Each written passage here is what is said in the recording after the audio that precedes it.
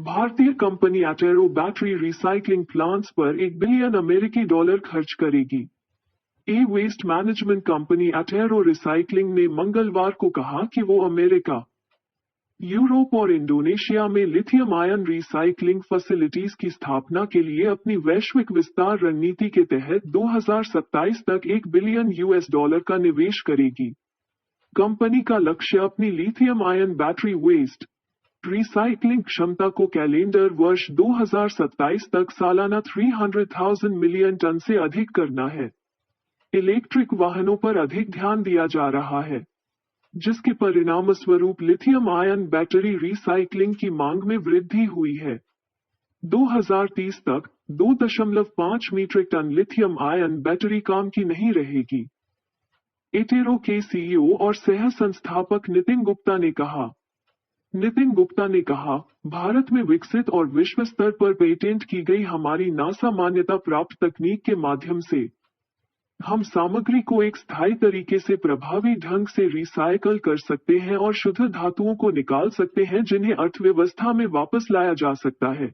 वर्तमान में एटेरो सभी प्रकार की end of life lithium ion battery को रिसाइकल करता है, जिसमें निकल manganese cobalt, lithium iron phosphate, lithium manganese oxide और लिथियम कोबाल्ट ऑक्साइड शामिल हैं, और धातुओं को भी निकालता है, जैसे कोबाल्ट, निकल, लिथियम, ग्रेफाइट और मैंगनीज। रुड़की, उत्तराखंड में इसका एक रिसाइकलिंग प्लांट है और दावा किया जाता है कि विभिन्न बैटरी सामग्री से 98% से अधिक की रिकवरी दक्षता है। एटेरो दुनिया की एकमात्र ऐसी कंपनी होने का भी दावा करती है जिसे ए वेस्ट और लिथियम आयन वेस्ट के रिसाइकलिंग से कार्बन उत्सर्जन को सुरक्षित रूप से कम करने के लिए United Nations framework convention on climate change द्वारा अनुमोदित किया गया है। कंपनी ने एक आधिकारिक बयान में कहा, भारतीय बाजार में मजबूत पकड़ के साथ एटेरो ने पोलैंड, अमेरिका और इंडोनेशिया में परिचालन और मेगा रिसाइकलिंग सुविधाएं स्थापित करने की योजना बनाई है, जिसके लिए उसने $1 बिलियन का निवेश निर्धारित किया है। इस निवेश के माध्यम से अटेरो का लक्ष्य 2027 तक प्रति वर्ष 3 लाख मीट्रिक टन से अधिक लिथियम आयन बैटरी वेस्ट को अमेरिका, यूरोप, भारत और इंडोनेशिया में फैली अपनी सुविधाओं में रिसाइकल करना है।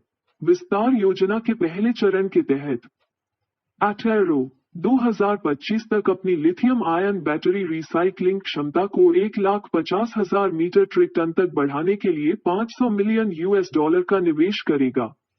पोलैंड में कंपनी की फैसिलिटी 2022 की फोर्थ क्वार्टर से परिचालन शुरू कर देगी, जबकि यूएसए की फैसिलिटी 2023 की थर्ड क्वार्टर से चालू हो जाएगी। इंडोनेशिया की फैसिलिटी 2024 की फर्स्ट क्वार्टर तक कार्यात्मक होने की उम्मीद है। दूसरे चरण में कंपनी 2027 तक $500 मिलियन के अतिरिक्त निवेश के साथ 3 लाख मीट्रिक टन की कुल रिसाइकलिंग क्षमता को लक्षित कर रही है। कंपनी अपने विदेशी परिचालनों को तेज करते हुए भारत में विस्तार करना जारी रखेगी।